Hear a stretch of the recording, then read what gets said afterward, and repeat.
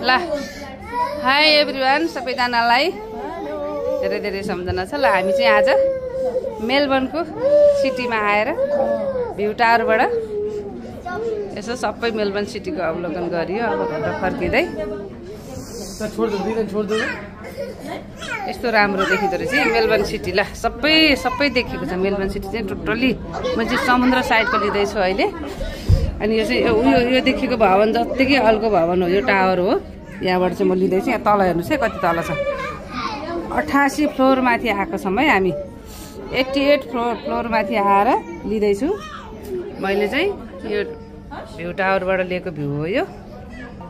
ल यताबाट पनि म लिँदैछु है। यो चाहिँ यतापट्टि साइडको त मैले अहिले उता साइडको लिएँ। अहिले यता साइडको ल हेर्नुहोस्, यता झन् धेरै देखिन्छ। हेर्नुहोस् है यस्तो राम्रो भ्यू चाहिँ म लिँदैछु। यही टावरबाटै हो यताउता। अघि मैले दक्षिणतिर ल्याएको भने अहिले यहाँ म उतातिर जस्तो आइरहेको छु। ल हेर्नुहोस् है यो तल चाहिँ कति तल 88 फ्लोर माथि छौँ हामी यो टावरको। हेर्नुहोस् है यो सबै मेलबर्न सिटीको भ्यू देखाउँदैछु म साँझको। यस्तो राम्रो छ। ल यही माथिबाट यता चाहिँ धेरै भवनहरू चाहिँ अलिक पर रहेछन्। ठुलो भवन चाहिँ अलिक पर रहेछ होइन। म चाहिँ अलिक गर आइपुगेँ। सिसाबाट म पनि देखिरहेको रहेछु कि अहिले साँझ परिरहेको छ नि त। सिसाबाट पनि यो भित्र हो। म अहिले तल चाहिँ मै हो भित्र छ अँध्यारो छ। ल अब म जाँदै गर्दाखेरि दिन्छु ल। ल साथी यो भवन र यो भ्यू टावर बराबरको छ। मेलबर्न सिटीको भ्यू हो।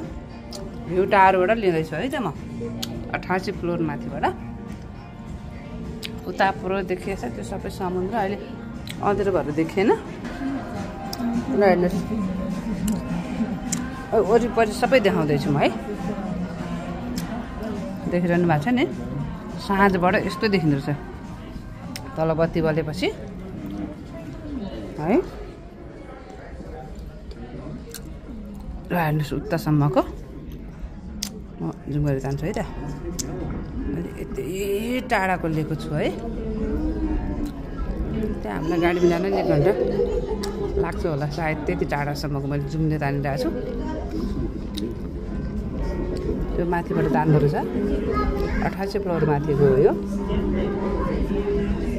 है। यस्तो राम्रो भ्यू देखिरह।